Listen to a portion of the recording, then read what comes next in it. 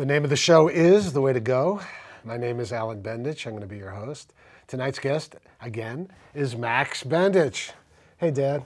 How are you, my son? Excellent. Try and I get can't get out. You got my arm. Try and get your hand back. So looks like, I was talking to your son David and your daughter Miriam, my brother and sister, and they're both going away for Thanksgiving this year, right? I mean, they're gonna, I don't know. well, that's why we were going to take you to to Boston. But I wonder why they're both. Mimi's going, I think, to Florida on vacation, and David is going to be, I don't know, he's going to be on a cruise, I think. So I know Miriam, right now, is getting ready to go on a cruise to France. I thought that was David. No, maybe David. No, maybe no. But really, she's going not to the top part of France, or in the middle where Paris is. Oh no, I know David's going. I think David's going to France. Whatever. I think Miriam's going to Florida. That's what's going on. All right. So again. But I talked, with all the things which we're not going to get involved in right now. But with all the things happening in France, I was wondering why she was, they decided to go to France. But I would love to. I'll tell you, with the amount of work that I've been doing lately in my new job, I would love to be able to take a vacation on a cruise like that. I love cruises. That's like one of my favorite vacations. You can't do a cruise, right? Alan, I might as well tell that. Yeah, you went on 2 cruises, right? Alan, I went on a cruise, and where did we go? Oh, and I'll tell you the story about that ship, the Mauritania. Right. Mauritania, one of the big ships, like a Leviathan. And when was this again? Huh? When was this? We ran over, when we was were it 1940 what? And was it before the war or after? No, 40. No, it was during the war. No, I mean, but was it when you first went overseas or when you came back? No, when I first went overseas. Okay, because I also know you came back by boat too. Oh, no. All right. But, the idea is that what? I couldn't ride 10,000 troops. Right. A British ship. Right.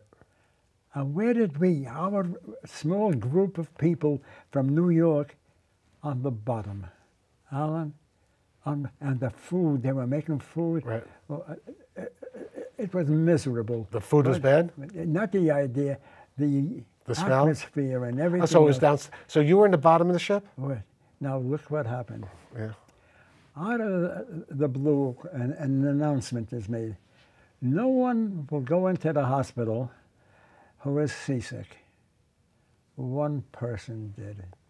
The entire trip, me. Yeah. They put me on, and how do you get to the top? Layer and layer, and not layer, whatever it's, floors. Whatever you call it. Right. They put me in a dumbwaiter. Yeah. They tied me to a... You were that sick? No, to a... to the dumbwaiter. Right. No, I know what you're talking about, like an elevator. It isn't a bed, a piece of wood, you know. And they lifted me, wait a minute, they lifted me up to the top of the ship. Right. And Alan, I was there. Oh, and now how long was the trip? Oh, I was going to say, the ship is. We didn't even have a convoy. We were going faster than the German submarines. Right. The Leviathan, the Mauritania. There were a few ships, well-known ships. And I'm a bit talking about the Mauritania.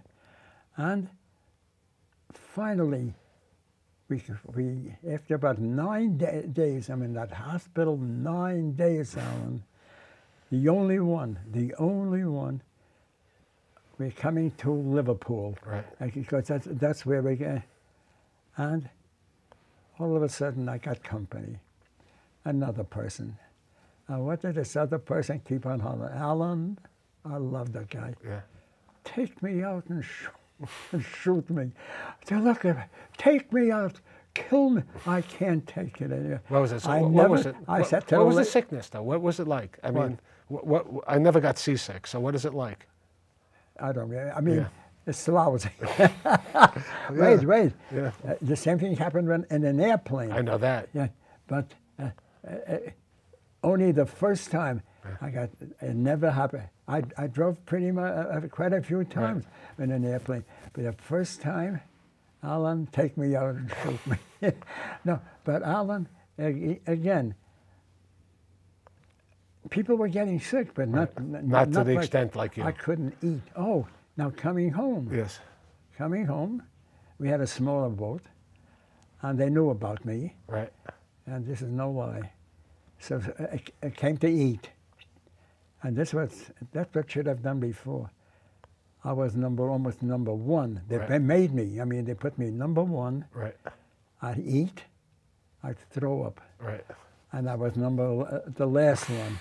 I ate Twice. Every day, 2 meals at a time. Wow. And they knew what they were doing. Because you needed your nutrition. No, I had. You have to get something. I couldn't keep it. the food down. I couldn't keep it on my. Now comes the beauty part of it. Okay. So we were in a place called Cheltenham.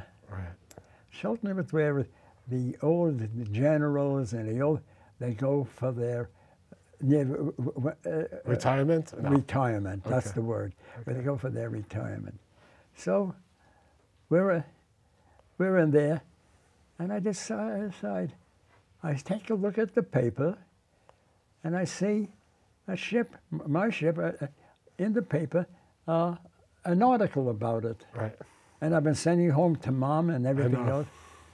I'm going to send it. I did it, wait. I'm going to send it home. But at that time, they had the censor doing the... So you weren't allowed to let people know where you are, what you were doing, right? And Alan, we still have Alan. I still have that postcard, and she...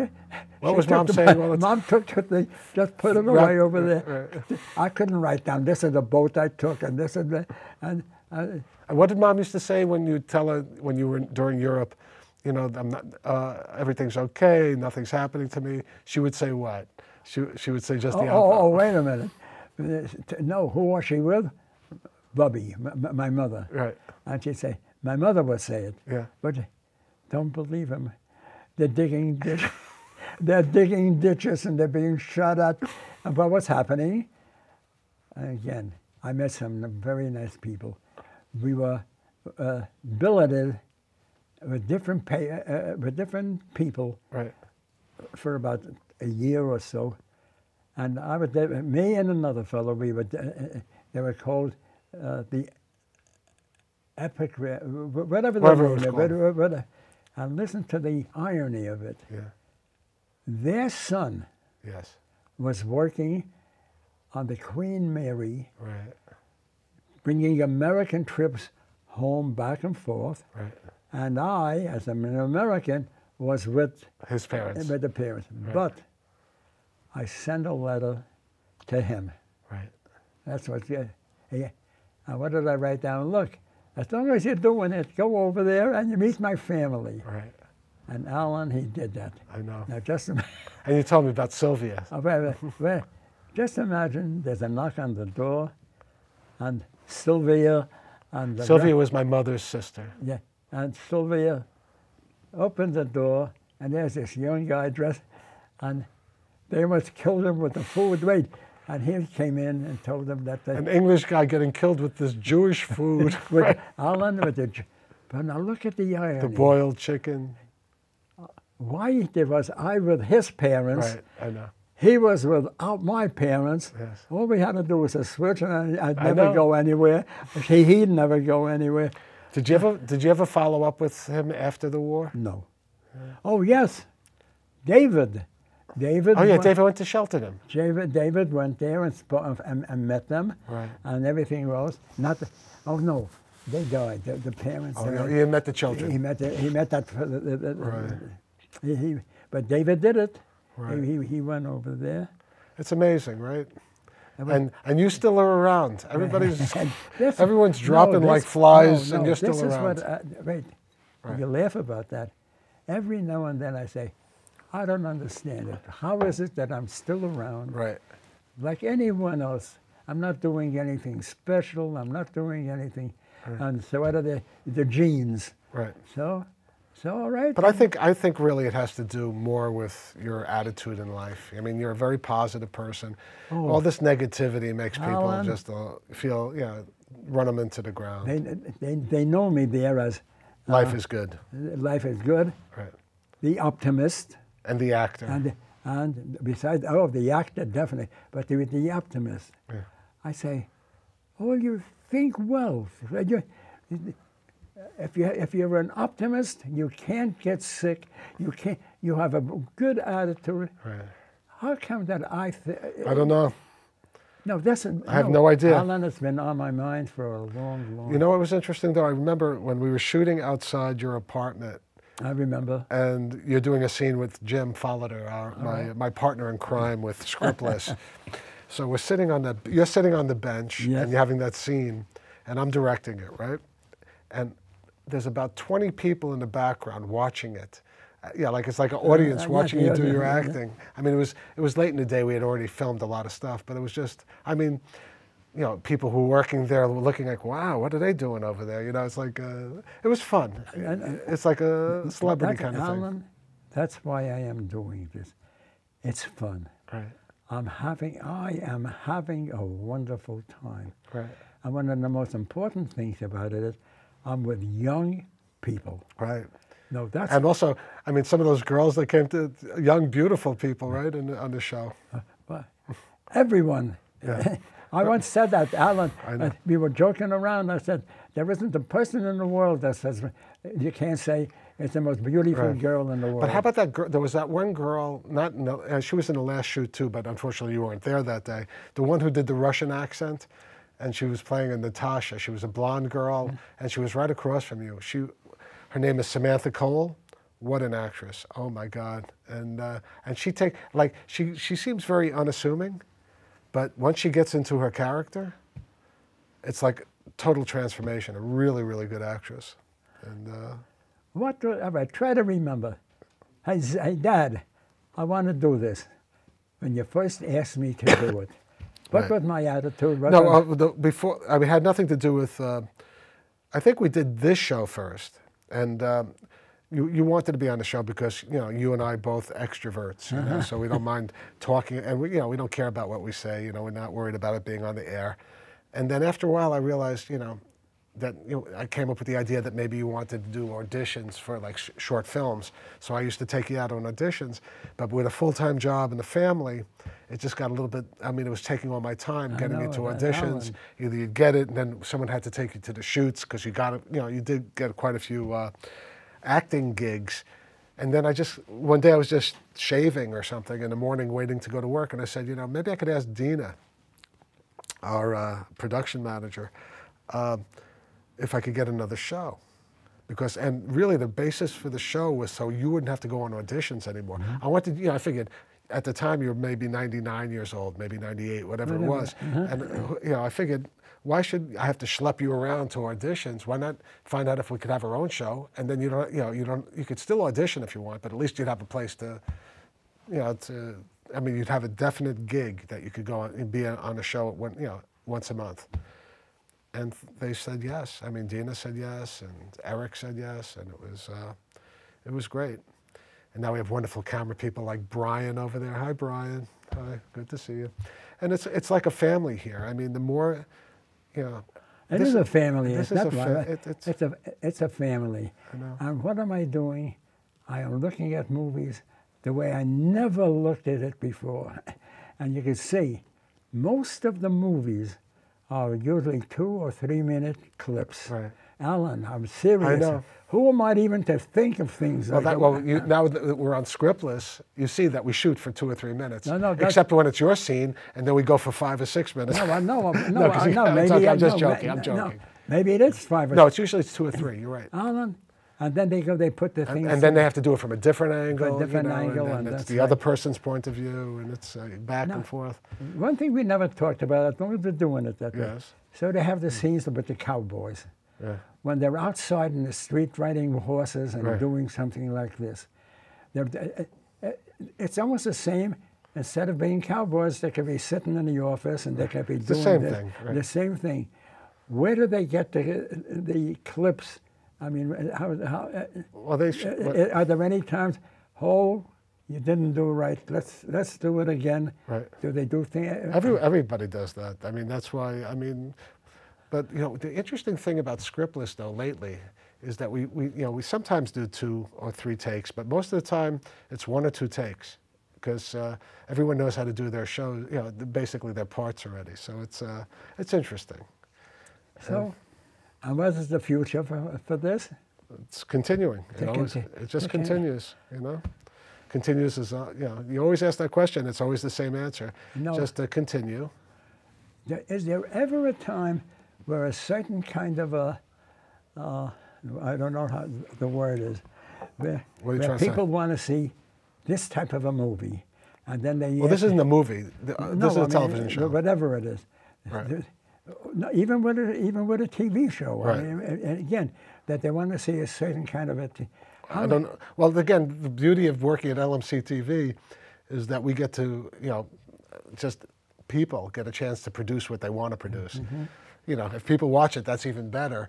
But like the beauty of this is more of like, it's the creation of it that's the fun part of this. If people watch it, that's gravy. But it's also a training ground for the people like Brian and other people who are the creative people behind the scenes. They learn how to become television camera people, and editors and directors. I mean, this is not just us. We're just the talent in quotes, but there's so many people behind the scenes that are doing so much more stuff, and that's what LMC TV does. It gives opportunities for kids to learn. For them, there'd be no show. Right. No, but they're also learning. I mean, they're learning a skill, and it's also fun for them. But they're learning something that And I know people who have come through LMC TV who have actually gotten professional jobs working in the television and film industry. So it's exciting to see people coming here, learning, and then it's nice. There was a time we went to, where did we go? We went to Columbia. Right. We went to NYU in 2 different for places. the auditions, right? Again. And then also we went, and once you got the auditions, then we had to go to the shoots because you got the parts. Right. But the idea, again, and who did I see? Young people out. Right. Very few. Again, very few older people, and there are parts for older people. Oh yeah, there are, but there's, I guess people, see, the other thing about you that's unique is that you're still interested in life, like you're still interested in new things, experiencing stuff, acting, and a lot of people, even where you live, the only thing they're interested in is maybe getting meals or just watching TV. Watching TV, no, or usually and I don't do that. I think I must have done it yet. They either watch football, they watch baseball, right. Soccer, and things like that. Right. And really. And they're satisfied with that. And I don't know if they're satisfied, but they do it. It wastes time. That's what the whole thing is. I don't want to say, but time passes. Right. And see, that's it. Your philosophy, you always take something that sounds negative and you twist it all the time to make it less hurtful for people to hear it. It's that easy, Alan. I know. If you think about it. And that's why I tell them all the time, I feel good. How can you stand, doing this? Be an optimist. Right. And please, I actually say please. But you know what? The other thing you have, though, is that you have some, you have family. They have family, too. But you have people, you're willing to take a chance, like even being on this show, because it's a chance, or being on Scriptless, that's a definite chance. Scriptless is a definite chance because you could fall flat on your face, because it's like, okay, dance, then you got to tap dance. And so that's why I like that microphone. What do they call it? Open mic. I like the open mic. Right. The place is called Kittay House. Right. Jewish living or whatever. It's independent living. It's called independent living. It isn't a Jewish place, but most of the people are Jewish. Right. And even though they are Jewish, they forget this and they forget that, right. But they remember tunes. Right, and you said that, you mentioned that. I meant, and Alan, I love it by luck. Again, it's by luck that You remember that. I remembered. But other things also, and that's what, with you and the other children, I'm singing folk songs. Right. And they actually had, and I spoke to them quite some time before that, but yes. they actually had Paul Robeson singing in 76. Ballad for Americans. Ballad for Americans. Right. But they had a group of people, right. and one person would sing his part yeah. and tell me, who are you? Right. Are you in America? You know? Yeah. And I'm part of that, Alan. That's good. And you know what? The other thing is that you're more active. I mean, when I go there now, I notice, you know, because you've been there for a while now. That's right. That there's new people that moved in who are younger, right? Always younger, Alan. Right. That's the whole and thing. I think as you get older, that's all that's going to be left, people that are younger. I mean, you're 100, you know. And it's interesting. You know, I'm upset with President Obama and I'm upset with Willard Scott because I got in touch with him, both of them, about you turning 100, and they didn't make a big deal about it. But I told you, CBS, the president of CBS, yes. sent me a letter. Oh, he did? Not of Columbia Broadcasting, right. Yes. He sent me a letter. I have it. It's on a... Oh, good, because I sent out a whole bunch of people. I sent out so much stuff saying that you're 100. A very nice letter. That's great. So I didn't get from the president. Yeah, but but the thing is, there's a program for everyone that turns 100 that, you know, if you send information to them about it, he'll send you you know, you're supposed to send you something. Didn't happen. I'm not that upset with Obama. I know it. Yeah. Maybe if I were a little younger, in my 80s. Right. Yeah, it's amazing. So, I don't know, so I'm 60 now. Can you believe I'm 60? Your baby? and David, you know, we're all getting older, right? We are all getting older, Alan. Yeah. And it's good. Oh, of course it's good. I can't wait to retire, I have to admit. I mean, you retired when you were 62. I wish I could do that. I really do. Do you ever regret retiring? No. At that age? I know, you have no regrets. I definitely think, Alan. Yes. Again, I forget. I definitely think I have no regrets. That's good. Whatever I have been doing was not only good for me, it was good for the family. Oh, absolutely. No, that is the whole thing, that I'm a family man, and I'm not bashful, and I tell the other people, well, yeah, look, they're coming to see you. Wonderful.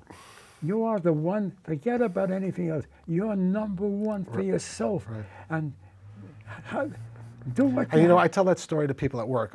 You always talk about, you know, as you could be nice to everybody else, but you have to take care of number one, because if you overlook yourself, then you're no good for anyone. So that is what about me. Yes. I changed my life, I think I told you, by taking a nap. Right. And I did it in taking this. I haven't got time for, again, to socialize with women or something else I don't do. Or I forgot, I don't care. Right. People start playing cards. Right. I used to play. Oh, you used to teach people how to play cards. Why did I come here to play cards? Or bridge. Definitely bridge. It's terrific. Right. I never touched a card, Alan. Never. Well, but then you saw your great-granddaughter, Abby, last week. Yesterday. Last weekend. Alan? And you taught her how to play? Casino. Casino, which was a game that I used to play with you, with Mom's brothers, with Mom's mother and your mother. Casino, that was the game we always used to play. And I love that game. And like Steal the Old Man's Bundle is very similar to that. What a great game. Alan, thank you. Yeah. I forgot about that. But Steal the Old Man's Bundle is the same thing as Casino, because you could just take... you have to show the card. And then you get their card. Alan, thank you. Yeah. Steal the Old... What an idea. But was Abby playing well? Abby plays beautifully. And she's a beautiful girl. Abby, and she doesn't make... She sits there. Yeah. Usually, people... there's another girl... Sarah. Sarah. Yes. She's playing the game, and she put one card after the other. I said, you have to wait. No, she's But I heard, and you were telling stories about World War II to Toby, right? That's your other great grandson, and I heard he had a good conversation with Toby, right? Well, again, Alan, I did things, if it's good or bad, that no other soldier would do. Right. I went looking for Jews. I know. I think I told you. You only told me about in 20 of the 50 episodes that we talked. And no one. I know. And you found them. And I found them. I know. And but we'll have not to. Only did I find them, I know. It changed this. Right. I've got a few things right. that changed my life completely. Right. And this changed my life, and you know them. This, right. this, right. and even at the end, when this changed your life, right? Didn't the way to go? It's not the idea that I'm doing this. Something. Well, I'm saying, I mean, like the idea that I mean, where would two people like us have a television show that we could go to every month? No. You know, I mean, it's and just to talk. I must have been a frightened guy. Yeah. In the first few episodes. Because I didn't understand. Being an extra wasn't bad. Yeah. You walk around. One time I had my car right. with the New York license plate. Yeah, you got extra for that. They gave you a little extra dollars. I got extra money because of the New York license plate. Right. And that I hope that's not my car. That helped me. Yes. And a lot of things. I know, but it is, and I mean, just imagine. And again, we talk about this all the time too. I wish Mom was here. How much fun would she like to be on Scriptless if we were able to do? I mean, but one thing leads to the other, and we probably would not have had these shows if Mom was still here. I wouldn't, you know. I know, because there'd be other things to do. And you were always taking care of Mom all the time. Now comes something else. I know. When I was told, Alan, I could have hit somebody. I know, the home health aide that you were. You're like her aide. Right. What a thing to say to a husband right. You know. But, you know, Mommy would have been 95 years old yesterday. So. I mean, that's hard for me to even believe. No, you know, to remember. So I was 95 also. I know, but that's when you were a kid. But and Mom was still. What Mom was? No, Mom died when you were 94, or 95 or 94. No. She passed away in 2009. But and Alan, whoever, and again, advice. Yes. Never think about dying. Right. It's going to happen. One other thing I tell people, and we talk about dying. Right? You never know. You'll never know that when you die. Right. No one knows when they die. Right. You know, you go to sleep and you're finished. Or you do this, you drop dead. Or you do this. Right. You don't know. And the machine breaks down. But then what happens? Then you eat your heart out. The person who you're speaking to, their son, right? Boy, if she lived at this time, look who she would have had. And look what this. And it doesn't mean anything. And Alan, this happened yesterday. I think I told you. We were looking at a movie called Yentl. Right. With Barbara Streisand. And what did they have there? Her father died. Yeah. And they were at the burial. And that's when I read, Alan, the tears still come. Right. No kidding. Alan, the tears still come. Here she seems kiddish. Yeah. But this guy, we didn't. Right. We had a rabbi there. Another thing, but it's tough. It hurts. I know. Memories, and it's good. Alan, it's good memories. Right. Alan. No, it's good memories, but it's also, you know, I mean, I remember Mom's. Yeah, but it's all sad. It's sad stuff. But and the pictures. And you know, unfortunately, you know, like in life, you know, it ends. But sometimes on television shows, it ends too. You know, and there's only one thing left to say. That's a wrap. Good night, folks. It's sad.